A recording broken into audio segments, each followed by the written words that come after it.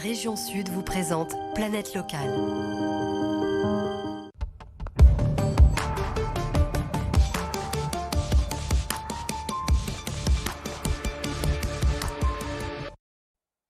Bienvenue sur BFM d'ici, si vous nous rejoignez pour cette émission, comme chaque lundi, consacrée à Planète Locale.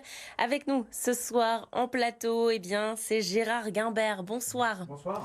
Merci d'être avec nous. Vous êtes le nouveau président de la Fédération départementale des structures d'irrigation et de gestion de l'eau du département des Hautes-Alpes.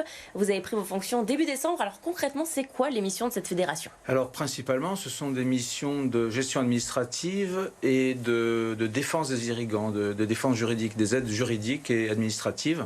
Il y a plusieurs autres missions, mais les deux principales sont là, c'est-à-dire que l'eau, depuis toujours, dès qu'elle circule, depuis que l'homme s'est implanté quelque part, il a essayé d'irriguer pour pouvoir faire planter des choses. Et le maître mot de toutes les civilisations jusqu'à nos jours, c'était de partager l'eau.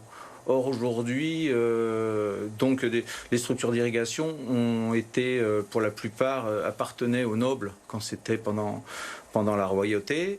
Et à partir de la Révolution et de Napoléon, surtout qui a mis en place le Code civil et autres, il y a eu une réflexion pour que le partage de l'eau soit légiféré. Et donc, ça n'a été fait que sous Napoléon III, où ce sont les préfets qui ont donné les droits d'eau, les fameux droits d'eau qui sont donnés aux moulins, aux irrigants et aux choses comme ça. C'est à partir de la fin du 19e siècle que se sont mis en place les structures comme les ASA, les plus connues étant les ASA, les associations syndicales autorisées, qui ne sont pas, comme leur nom indique, une association simple style 1901, mais bien une autorisation préfectorale, qui peut être enlevé aussi occasionnellement. Alors il y a partager, mais aussi préserver peut-être aussi cette ressource qui est l'eau dans notre département. Bien sûr. Nous, on a la chance en fait d'avoir énormément d'eau, de l'eau que l'on dérive des torrents pour irriguer les terrains. Et c'est vrai qu'aujourd'hui, il y a deux grosses menaces sur l'irrigation. D'une part, c'est le réchauffement climatique, puisqu'on ne sait pas ce que ça va donner. Là, il y a une carte de la Datar qui nous laisse entendre qu'en 2050, il y aurait peut-être plus beaucoup d'alpage dans le 0,4. Et puis l'autre gros problème, c'est la monétisation de l'eau. Faut savoir que l'eau a été mise cotée en bourse en Australie, en Angleterre, dans certains États, voilà. Donc ce sont des menaces qui pèsent et il faut que nous, on arrive à préserver notre capacité d'irrigation. Alors comment la préserver, cette capacité d'irrigation? Par quoi est-ce que ça passe? Ça va passer et ça passe déjà par une entente entre les maires, parce que le gros souci, si vous voulez, aujourd'hui, c'est que tout s'est modifié très rapidement ces dernières années. Autrefois, une ASA arrivait à fonctionner en envoyant quelques papiers par an. Aujourd'hui, une ASA, c'est un établissement public à caractère administratif, comme une commune ou une communauté de communes. Donc c'est avec des règles très très précises pour remplir les papiers. Et aujourd'hui, on nous parle de dématérialisation, on nous parle de paiement administratif. Et beaucoup de présidents d'ASA sont un peu dépassés. L'autre problème est que jusqu'à présent, la plupart des irrigants étaient paysans. Aujourd'hui, on a beaucoup de résidences secondaires, on a beaucoup de gens qui ignorent ce qu'implique le fait de faire partie d'une ASA. Et ces gens-là ne participent pas toujours à la vie collective que cela implique. Parce qu'une ASA, en fait, c'est une association de propriétaires. Toutes les structures d'eau, en fait, sont plus ou moins affiliées à des associations de propriétaires. Et ce qui inclut qu'il y a le droit d'utiliser l'eau, mais il y a des devoirs. Et ces devoirs, entre autres, ce sont d'entretenir les canaux. Il faut savoir qu'il y a des centaines de kilomètres de canaux et que les ASA sont certainement aujourd'hui les structures les moins chères, en fait, on va dire. Puisqu'on demande aux propriétaires d'entretenir eux-mêmes les canaux autour de chez eux. Et il faut les entretenir tous les combien, ces canaux? C'est une fois par an? Une fois par an, voilà. On va dire qu'il y a des, comment ça s'appelle, ce qu'on appelle ça les corvées. En fait, non, c'est des journées d'entretien qui sont assez sympathiques, en fait, mais qui sont nécessaires. Et imaginez qu'une structure, quelle qu'elle soit, qui désire récupérer l'eau, veuille prendre en charge les canaux. La problématique, ce ne serait pas d'avoir que le droit des canaux, c'est d'aller entretenir les canaux dans des endroits où souvent, chez nous, c'est aride, c'est escarpé, c'est difficile d'accès. Et là, il faut aller tronçonner des arbres qui sont tombés. Il faut être disponible aussi quand vous avez un orage et qu'il faut aller fermer les vannes pour pas que ça cause de dégâts partout. Donc ça demande une disponibilité que ne peuvent pas avoir quelques structures que ce soit. Ça, c'est vraiment l'acte premier et la défense de ces structures, que ce soit des ASL, des ASA. Enfin, et il se passe quoi si elles sont mal entretenues, ces structures, par exemple ? Le gros problème, c'est que si ces canaux ne sont plus entretenus ou abandonnés, vous pouvez avoir des poches d'eau qui se créent. Comme c'est arrivé entre Lamure et Corps il y a quelques années où un pan de montagne était tombé. Vous n'avez plus de manteau herbeux, c'est-à-dire que vous pouvez avoir des éboulements, du ravinement. Le gros souci aussi, s'il n'y a plus ces canaux, eh bien, on n'a plus la préservation des espèces, on n'a plus ces zones humides qui sont notre richesse, et c'est essentiel. Donc il y a à la fois une protection des populations, mais en même temps une véritable partie de la faune et de la flore. Et peut-être, tout est lié finalement. Oui, bien sûr, bien sûr. Et quels sont les enjeux pour les mois, les années à venir pour votre fédération ? Sur quoi vous voulez mettre l'accent ?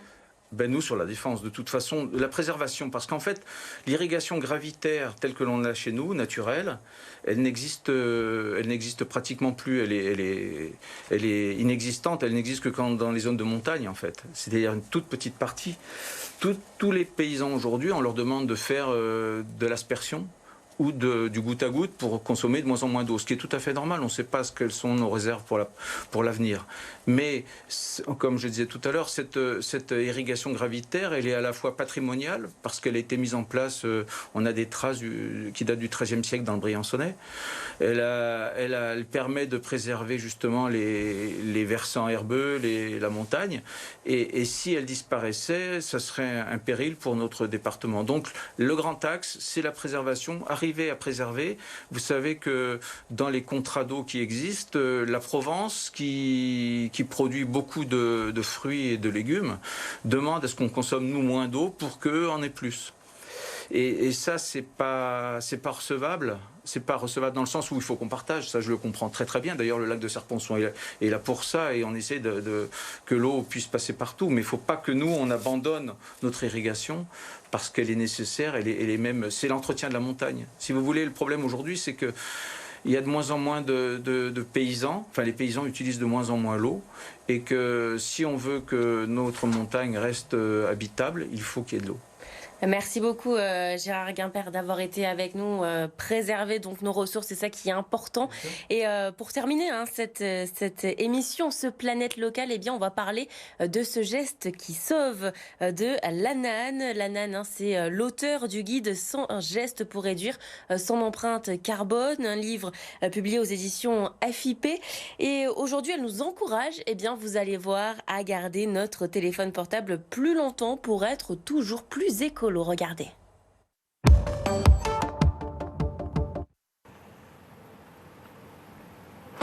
Ah, le smartphone. Il est là au réveil, dans notre poche toute la journée.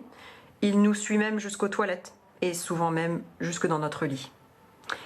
Aujourd'hui, dans les gestes qui sauvent, je vous propose de soigner notre relation à ce petit objet afin de la faire durer le plus longtemps possible. On garde en moyenne un smartphone 2 ans. Ça fait tout de même 5 smartphones différents en seulement 10 ans. Or, pour fabriquer ce petit objet, il faut déplacer, extraire, broyer, recomposer des centaines de kilos de matière. Il faut 70 matériaux différents et 1000 litres d'eau pour fabriquer un smartphone. Et surtout, beaucoup d'énergie. De l'énergie pour extraire et assembler les composants du téléphone, mais également pour transporter ces matières d'une région du monde à une autre. Parce que certains des composants nécessaires à la fabrication d'un smartphone ne se trouvent quasiment que au Chili ou en République démocratique du Congo, par exemple. Un smartphone made in France, ça n'existe pas. Or, le pétrole, grâce auquel sont transportées ces marchandises, et le charbon et le gaz, qui fournissent l'électricité dans les pays qui produisent les smartphones, sont à l'origine du dérèglement climatique. Changer de smartphone tous les 2 ans alors qu'il marche encore est déraisonnable. C'est un peu comme laisser son assiette à la cantine alors qu'elle est à moitié pleine et aller se resservir du même plat juste parce qu'il sera plus chaud. Et pourtant, 9 Français sur 10 le font. Et vous, maintenant que vous savez, saurez-vous résister aux sirènes de la publicité et des promotions ? Pour garder une planète habitable, gardons donc nos smartphones plus longtemps. Voilà donc pour cette chronique de l'ANAN, c'est déjà la fin de cette émission de ce Planète Locale. Rendez-vous la semaine prochaine pour un nouveau numéro.